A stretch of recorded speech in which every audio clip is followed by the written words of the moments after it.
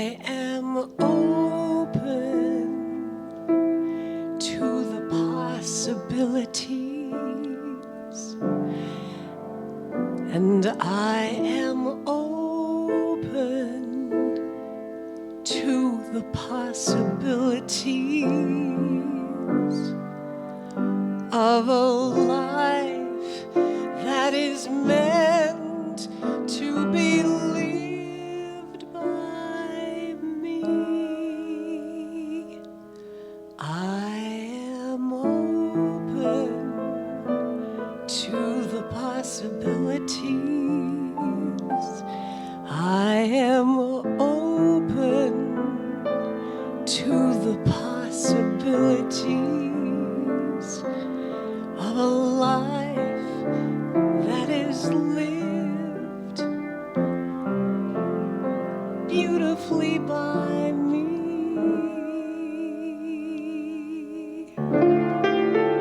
I don't know all of the answers now, but I am willing to take it slow.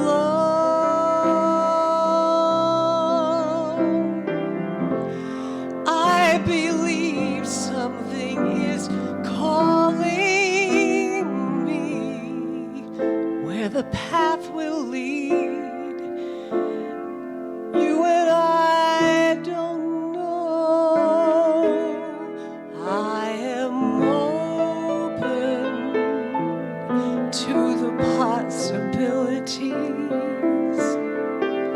I am open to the possibilities of a life that is meant to be lived by me.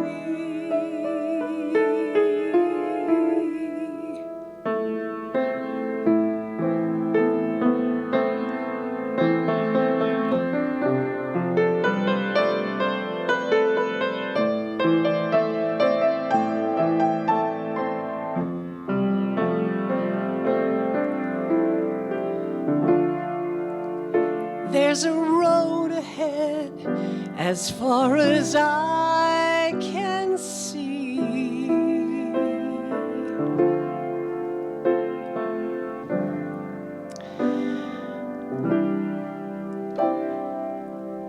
With so many possibilities, we take it step by step into the mystery.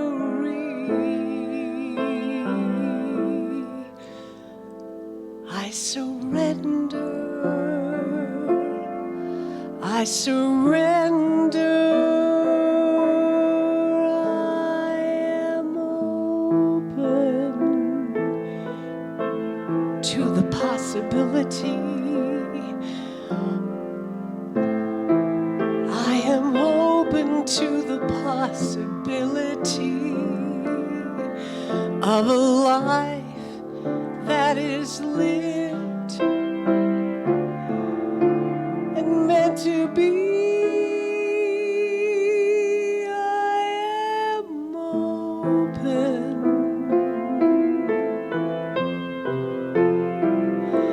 I am open.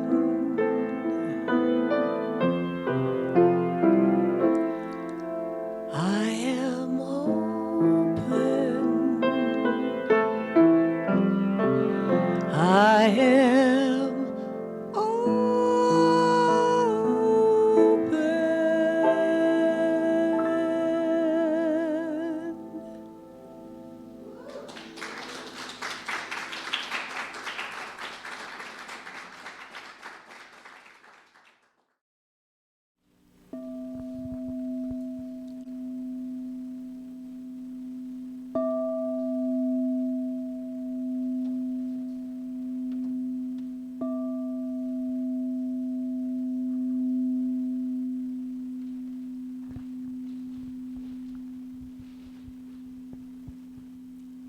Please pray with me. This very moment, this very time, in this very place, we are not alone, as God is with us. It's time to remember that and to know that we are all part of that one. There is no separation. We are all one. We are here to love one another and to love ourselves and to show joy, to experience joy, to enjoy this life that we are given for whatever time we are here. So in this knowing, we know too that the services this morning are blessed. Reverend Jenn is blessed. All of our volunteers are blessed and blessings to us. Our ushers, our practitioners, our AV team, our music. We are so very blessed with all of these things and all of these people who make them all work. We are also blessed in knowing that all who are here are a blessing to us, as we know all of those who haven't been able to make it in today are also blessed wherever they are, whatever they're doing. Because God is always with us wherever we are. So just knowing this and taking this in, we know that it's time for us to just breathe and just know that God is with us and that we are one with that oneness. So for this, we are so grateful, so thankful as we say together, and so it is. We have some words of inspiration today. The first one is actually from a movie, The Girl on the Train. Here's why self-care is more than Netflix and spa days. It's what you feed your soul. And the second one is from Anonymous. It's very, very popular. An empty lantern provides no light. Self-care is the fuel that allows your light to shine brightly. I thought that was really good to remember that. And from our founder, Dr. Ernest Holmes, I cleanse the windows of my mind that it may become a mirror reflecting inspiration from the Most High. I do this not with strenuous effort, but through quiet contemplation, through gently reaching and affirming an inward recognition. I know exactly what to do in every situation. There is an inspiration within me which governs every act, every thought, with certainty, with conviction, and in peace.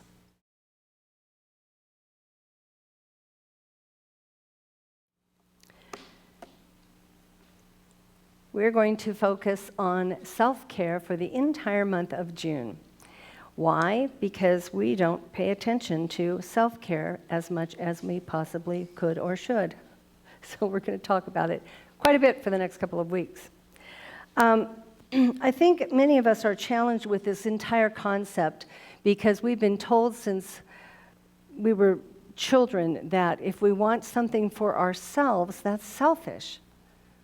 If we want to do something that's just for me, that I'm just going to do something for me, then that's inappropriate, it's self-centered, and it's excluding the rest of the world. And that's just not the truth. There's a whole piece of dialogue that needs to be in that crux of that belief system that we have failed to grab a hold of as we could. So one of the things I discovered, because our talk title today is Evolution of Self-Care, I thought, oh wow, it's evolving. I didn't know it was evolving. I appreciate Sharon's quote about how it's more than Netflix and spa days. Dang it, I thought it was Netflix. I thought I had it handled. But evolution means that it's changing, that the world of self-care is shifting. Well, it actually became a focus in the medical field in the 1950s. When doctors discovered that their patients were not taking care of themselves, and as a result, their self-esteem and their feelings of value or self-worth were diminishing because they weren't taking those moments, those times, those opportunities just to pay attention to self and individual habits. And in that expression, they began to work with their clients and patients to talk to them about eating healthy and taking more downtime and having opportunity to rest and those types of things. So knowing that our thoughts impact us, impact our attitude, impact our behavior, the food that we eat. So I was working with a young woman the other day, and she was losing her patience, surprise, over her 7-year-old child. And I'm watching her, and we're engaging, and I'm watching him, doing the boing, boing, boing thing that a lot of 7-year-olds might do. And she's talking about her frustration and how she doesn't want to yell at him. She doesn't want to lose her cool and yell at him. And I reminded her of an acronym that I've shared with you numerous times, so you should probably be able to speak it with me, but we're not going to go there. And it's called HALT, H-A-L-T. And I said, one of the things we really want to pay attention to is where am I in this moment when I'm losing my mind, when I'm getting frustrated, and when I'm upset with another person, whether it's the news or the traffic or someone you know directly. What's going on with you in that moment? Because this is where we find out if we're taking the time for self-care. So the acronym HALT stands for hungry, angry, lonely, or tired. And what I was telling her is, I said, if you feel hungry right now, and it was close to lunchtime, so that was a key factor, you're not going to react with as much loving kindness as you could because you haven't fed your body, self-care. If you're angry, if something has upset you and you haven't been able to work through it, you're going to be reacting from that energy level until you get a grip on that. If you're lonely, and lonely is not just that I'm so alone in the world, but it could be something as simple as something's happening to me, I'm feeling a little bit fearful about it, and now because of that, I'm feeling alone. I'm feeling like there's no one to support me. So in that situation, then our responses are different. And then tired, of course, when we're exhausted, absolutely.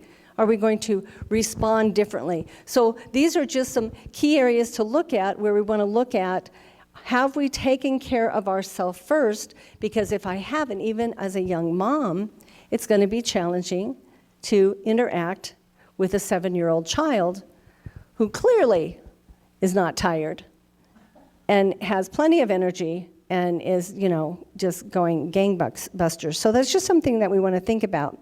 So,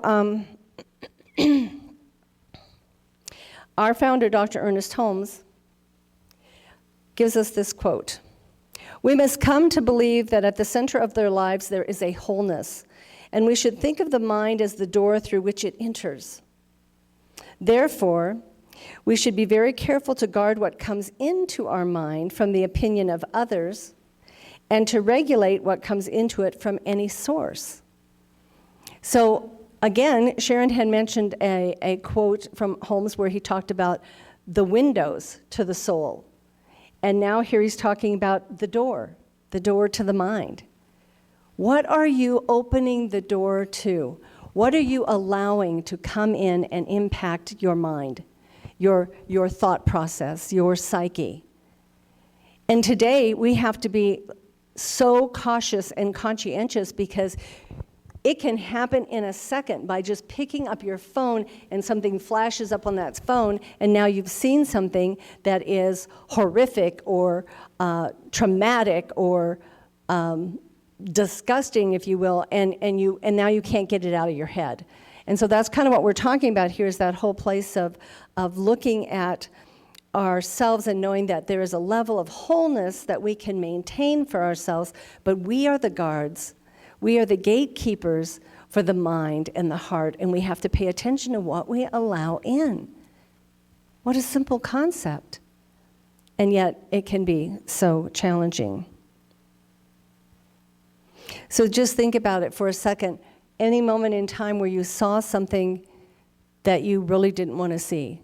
Maybe it was graphic, maybe it was on a movie, maybe it was, you drove by an accident or something, maybe it's some, and then you're trying to have this conversation with yourself to let it go and to not hold on to that because it was so traumatic, it was so challenging.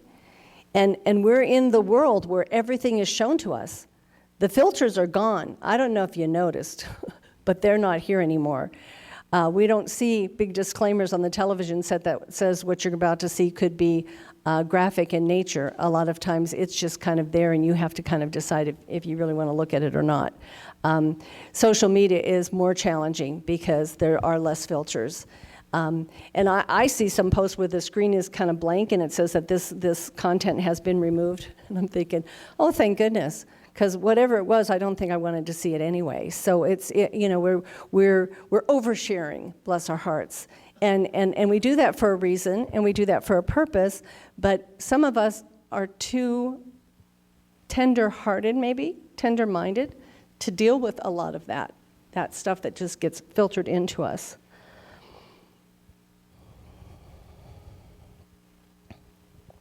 Pema Chodron says to us to be kinder to yourself, and then let your kindness flood the world. Another really good reminder, a really good reminder that if I take care of me, once I take care of me, once we take the time to really feed the soul and the spirit, to feed the body, to give it the rest, the nutrition that it needs, to give it the peace that it needs. Once that happens, then we are prepared to take a stand and support the world. So just think about that for a moment. How do you feel when you're cared for? Whether you are taken care of by someone else, someone gifts you something or spends some time with you or whatever, and it just felt very valuable, or you've taken the time for yourself, how do you feel in that moment? What is the energy in your body when you have been cared for? When you've had a good meal, a healthy meal, you didn't overeat, it's not Thanksgiving, you just partook of whatever you needed to, and it fed your soul, it fed your being, it fed your body. And then how do you feel? That's the idea we want to look at this week and really hold on to, is, oh my gosh, maybe I don't need to lay down and take a full-out nap, but maybe if I just laid down or sat down and closed my eyes for 10 minutes, I'd feel a little bit better. And then try that. Give that to yourself. Gift that to yourself and see what happens.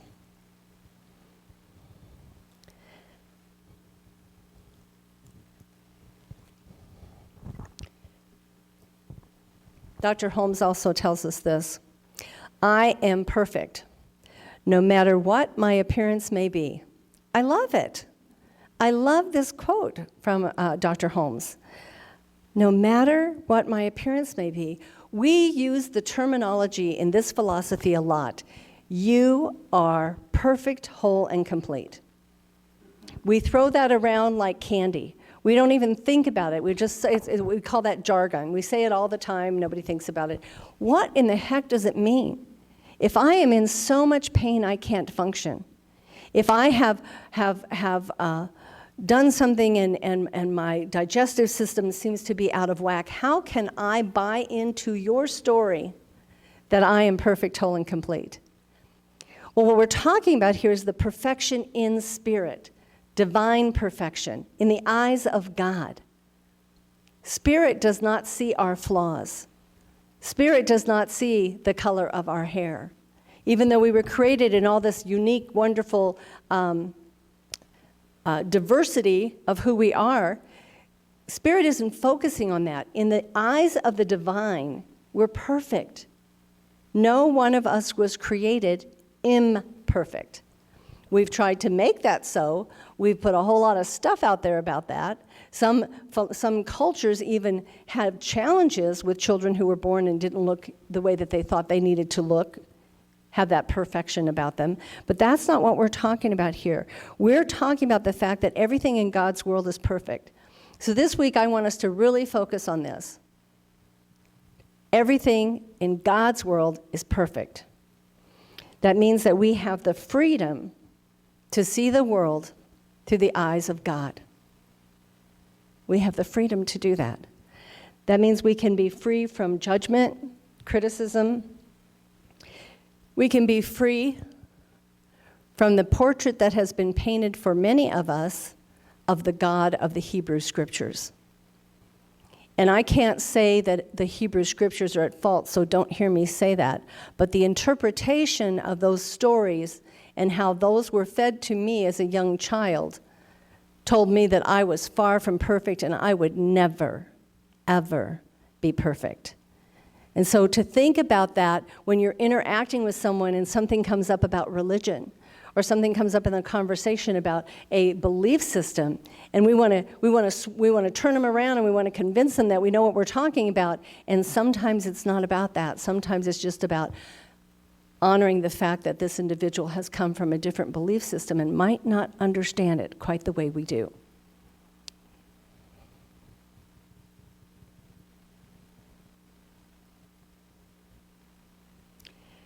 I've told you a few times in the past couple of months that we've had little exercises where I've said, go and take a moment and look at yourself in the mirror. Talk to yourself in the mirror. Well, guess what? The perfection that is you is not witnessed in the mirror. So this week I'm going to tell you, you can stay away from the mirror, okay? You don't even have to go in front of the mirror and say anything. All I want you to remind yourself is, I'm perfect in the eyes of God. I'm perfect in the eyes of God. I have another quote by another famous person called Unknown. And it says, taking accountability for your mistakes and being able to talk about them without shame or guilt is power. Is power. Accountability. Wonder why accountability came up in this whole idea of self-care. I thought that was really curious. I'll tell you a little story. So Toby used to work in construction. And he'd show up every day with his lunchbox under his arm and his hard hat on. And he was kind of a grumbly guy, just kind of grumbly, you know. And so Chris got to know Toby kind of sort of in the first couple of weeks that Chris was working there. And what he noticed was Toby would go sit down at lunchtime, and he would open his lunchbox, and he would pull out his lunch, and he would immediately start to complain. Another cheese sandwich? I hate cheese sandwiches. I am so sick of cheese sandwiches. I can't believe that I have another cheese sandwich today. I'm going to die from eating cheese sandwiches. And so Chris thought that was kind of curious, and the next day he sat a little bit further away from Toby when lunchtime came. And again, Toby flipped open his lunchbox and pulled out his food and bit into the sandwich. And he's like, oh my gosh, it's another cheese sandwich. I can't believe this. Why, oh why, is God doing this to me? And so Chris finally leaned over and said to him, and he goes, well, if you don't like cheese sandwiches, why don't you tell your wife so she quits making you cheese sandwiches? And Toby looked at him and he goes, I don't have a wife. And he said, oh, I'm sorry. He goes, well, so who's making your lunch? And he goes, I am. And I bring you that story because that's exactly what we do. We go hit the cupboard and we pull out the junk food and we overdose on it, and then we feel ucky, and then we complain, and then we're laying around and we're groaning because our digestive tract is like way out of whack right now. We overwork, we overexert ourselves. We don't want to face, here's why one of the main reasons that, in my opinion, this happens. We don't want to face whatever tragedy or trauma or drama is going on in our life, so we dive into work. We clean the house from top to bottom, or we go work extra hours at the job, or we start a project of some kind, and we're just exhausting ourselves. And then what happens? We're so exhausted, we can't deal with just the normal stuff that's going on, and now the trauma, the drama that we were trying to avoid is just kind of blowing right up in our faces. So is it really going to hurt you to take 10 minutes this week, daily, to just be with you, to just allow your being to be fed, rested, clothed, whatever it is you think you need? 10 minutes. Let's start there. For those of you who don't do self-care, some of us do other things for self-care, and maybe you've already got your act together. Well, hey, share some of those ideas with some of the rest of us. That's how we support each other, right?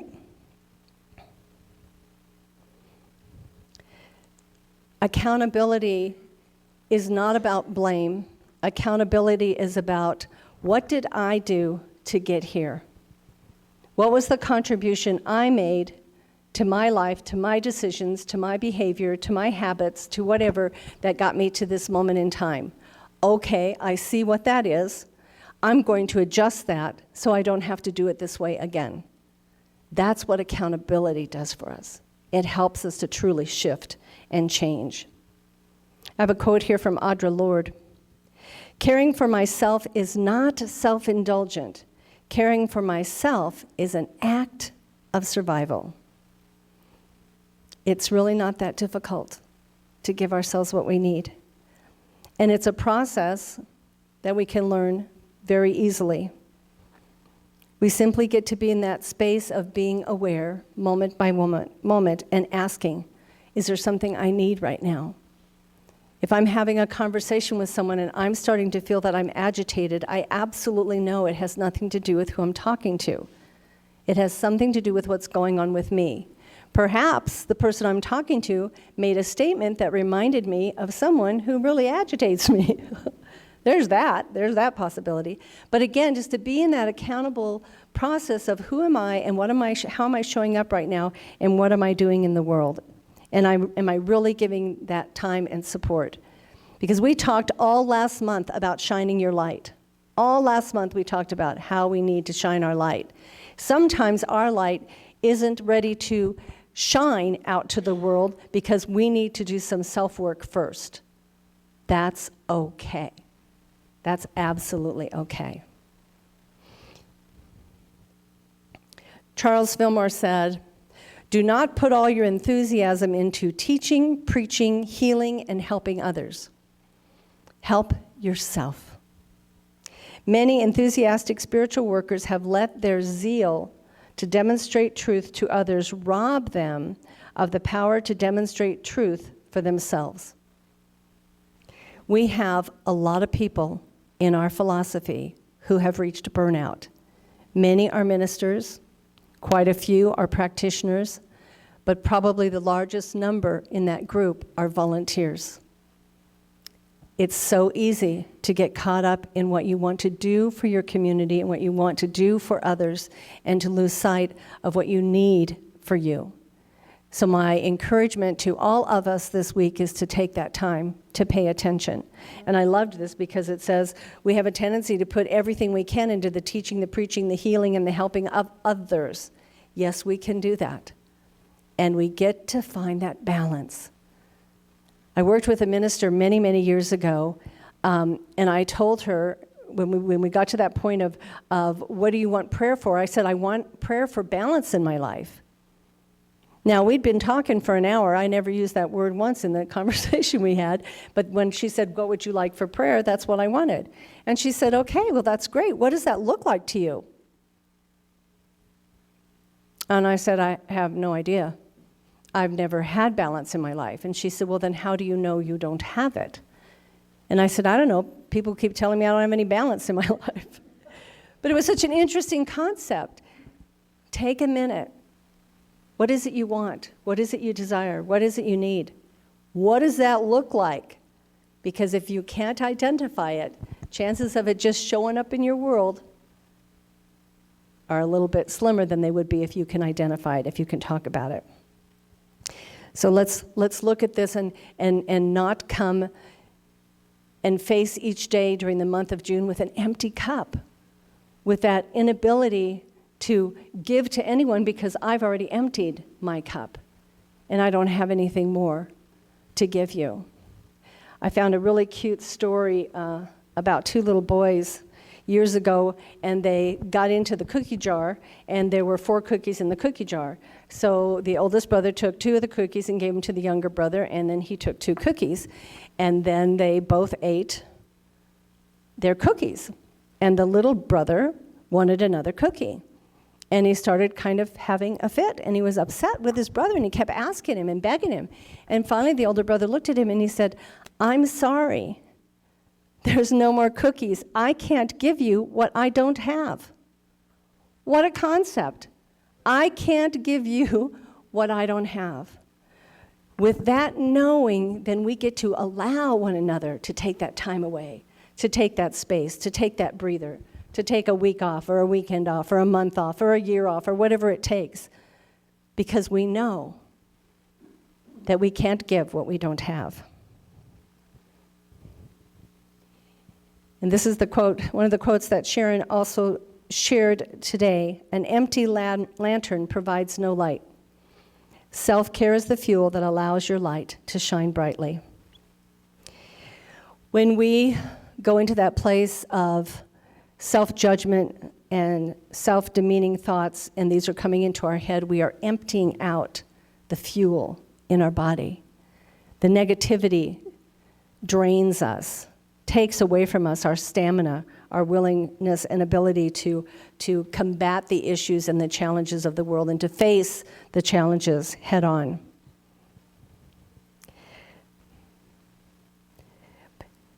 When we love what we do, when we're enmeshed in our passion and our purpose, we seem to have more energy than when we're doing a task that we absolutely abhor. Those are good things to keep in mind, because when you're doing something you really love, that you're really passionate about, it's still easy to go out there and overdo it, overexert yourself, spend too much time and energy doing that, because the brain handles it differently. But trust me, the body is going to respond in a similar way if we overwork it or we overdo it. And we also want to pay attention to how much stress impacts us. And so this week,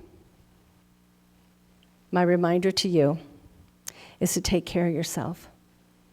Take that moment, take 10, take 20, whatever it is you feel that you need, and allow your body to be fed, nurtured, rested.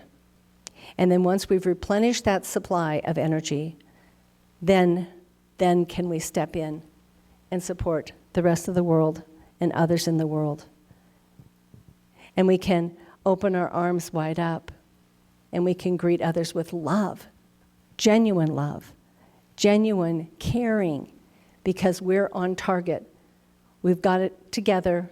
We are living in that perfect, whole, and complete, and we've done all the physical things we needed to do, and now we can support one another. Please join me in prayer.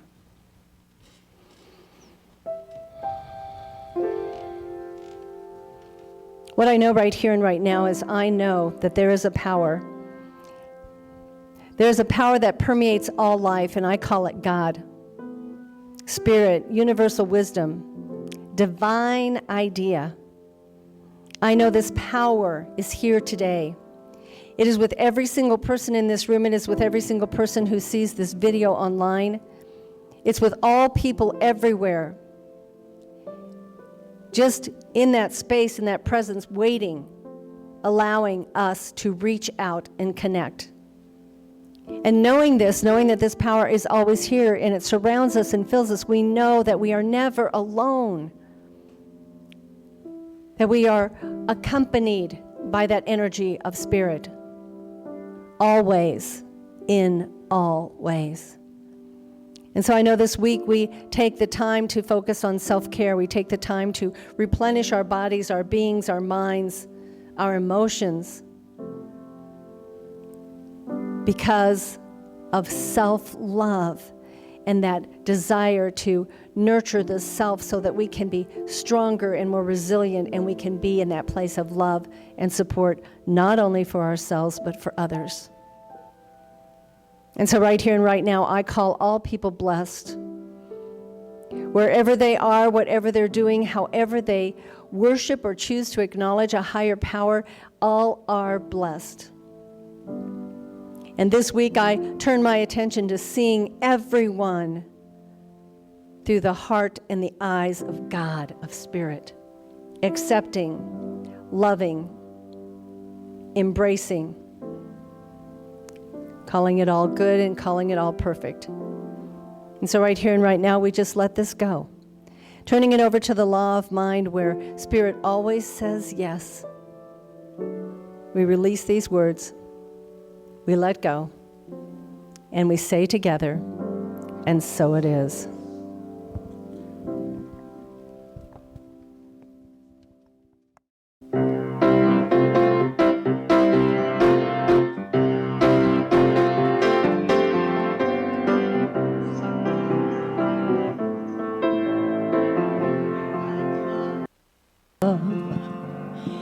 Sometimes I forget where I'm going to.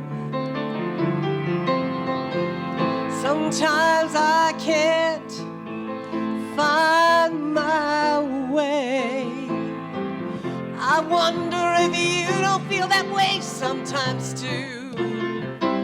Then I remember there is no place where God is not.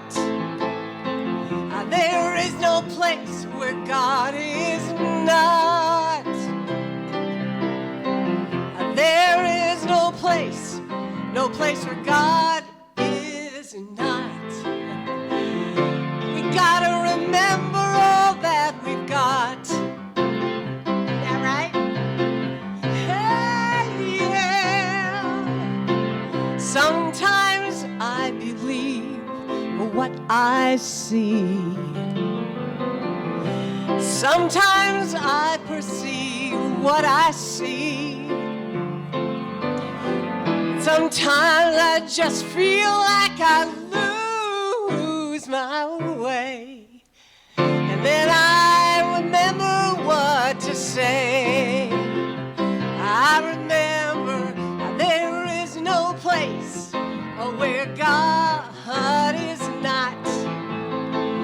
There is no place where God is not. There is no place where God is not. Remember, be grateful for what we've got. Sometimes I have to say, I forget to pray. Sometimes I have to tell you the truth, that's what I do. Sometimes I forget that word help, you know.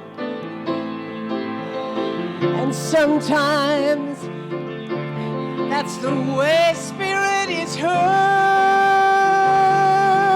You got to say that word.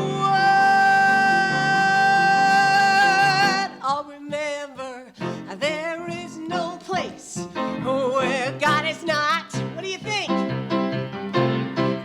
There is no place where God is not.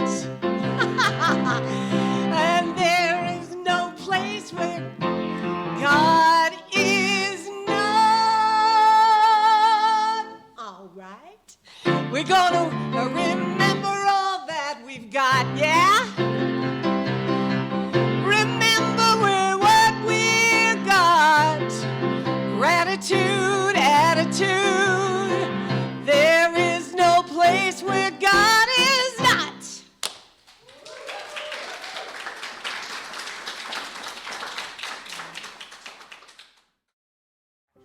Hello.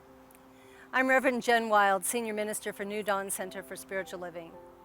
New Dawn Center is a global community, and we welcome all people, all paths, all ways of thinking, all philosophies. So know that you are welcome here, and thank you for joining our online community.